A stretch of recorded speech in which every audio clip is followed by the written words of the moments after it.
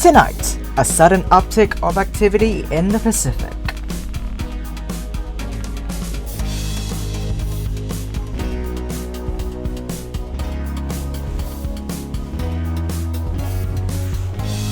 And now the latest around the wide world of tropics.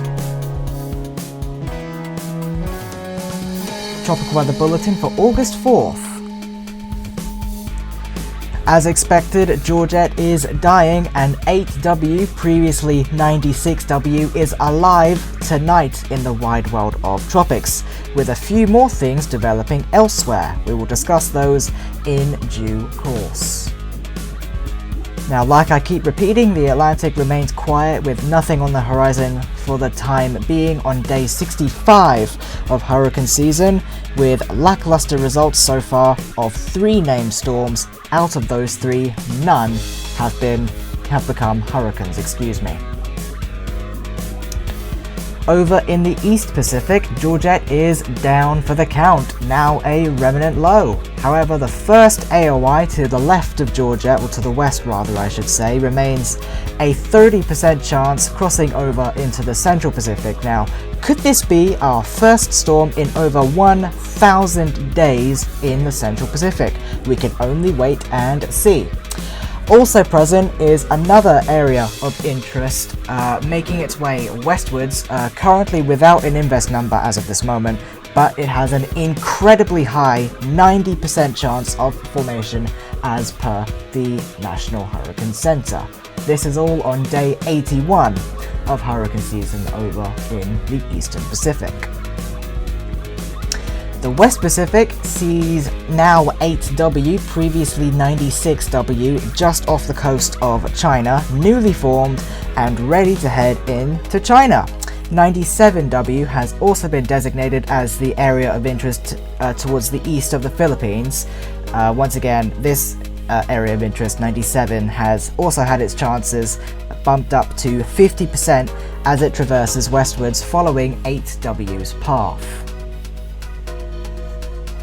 It's business as usual in the North Indian Ocean, as nothing is expected to form in this part of the world for the time being, as is the norm for this time of year.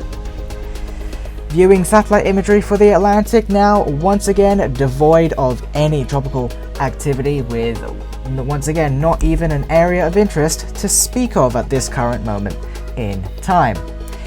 Over in the East Pacific, Georgette barely hanging on for dear life before completely dissipating, with a lot of lightning activity occurring overland over Mexico and the United States.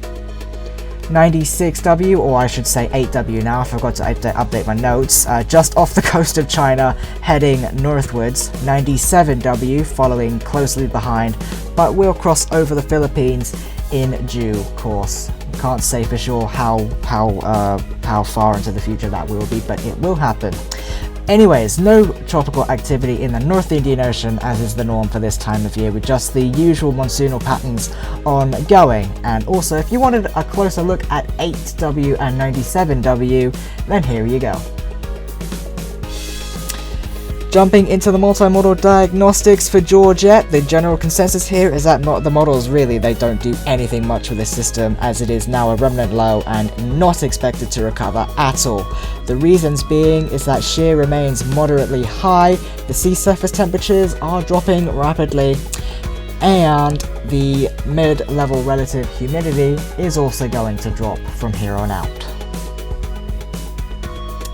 8W also isn't expected to do much, with the models keeping this system below 35 knots, which, as everyone knows, is the criteria needed for tropical storm status. Shear is fluctuating wildly for the next few days. Sea surface temperatures aren't really going to matter much, if at all, for this storm due to the system's close proximity to land, and mid-level relative humidity is actually quite favourable for the moment, but it is going to continue to drop in due course. Don't forget, you can also go to our merch store where you can buy things such as individual animations, mugs, and pillows. Also worth mentioning is our line of Still Waiting for Hone shirts, marking over 1,000 days of waiting for a single name from a certain part of the world. Jumping into the sea surface temperatures now, the West Pacific remains piping hot with 29-degree waters, however pockets of 30 degrees are all over the place. Bay of Bengal remains roughly 29 to 30 degrees Celsius, the Arabian Sea largely 27, with temperatures off the coast of Somalia significantly cooler. The tropical Atlantic remains warm with waters reaching 27 to 28 degrees in the main development region, the Gulf of Mexico however remaining with 29 to 30 degrees Celsius temperatures. And finally, the tropical Eastern and Central Pacific remaining largely 27 degrees with a little slither of 28 degrees just sneaking its way in right about there. Jumping into the sea surface temperature anomalies, the Eastern and Central Pacific still remain a mess of below and above. The West Pacific still remains warmer than average, the Atlantic pretty much above average but below in a line extending from the Caribbean all the way out to Portugal. However, this below average area is slowly growing smaller. The Bay of Bengal now above average and warming, the Arabian Sea slowly getting above average, however off the coast of Somalia remains significantly below average as represented by the purple colour on your screen, which if you look at the chart below, it means obviously significantly below average. Oceanic heat content in the Atlantic I feel like it's actually declining in this part of the world, especially in the Caribbean, but it still remains the spot where the most energy is present, followed by the Gulf of Mexico and then the main development region, as not as much red is present in these locations as there have been in previous bulletins. However, it's a completely different story in the Pacific, with the West Pacific still remaining full of energy, but once again not as much as there has been in previous bulletins, as I just feel there's not as much red present. If you want to go back to the previous bulletins, watch them over and just compare how much red there is in this image. Don't get me wrong, there's still a lot of energy in the West Pacific, but if you want to compare that over to the Eastern and Central Pacific, yeah, once again, there's no contest to see which part of the Pacific has the most energy, because the clear winner by a marathon really is the Western Pacific.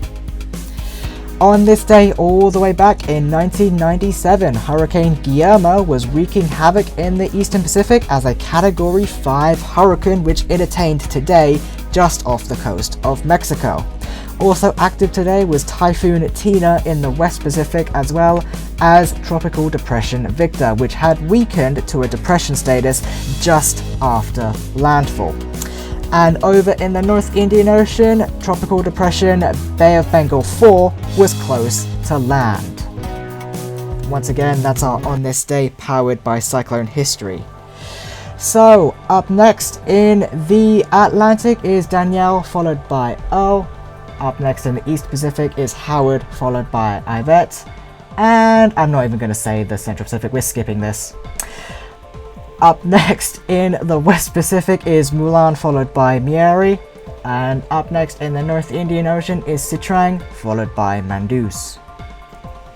Bringing things down under, the first name for the next season in the Australian region, if that makes any sense at all, is Darian, followed by Ellie. Darian, as people are going to flame me in the comments either way. First up in the Southwest Indian Ocean is Ashley, followed by Belita. And finally, up next in the South Pacific is Harley. That's all from me for now. We'll see you for another Tropical Weather Bulletin tomorrow night.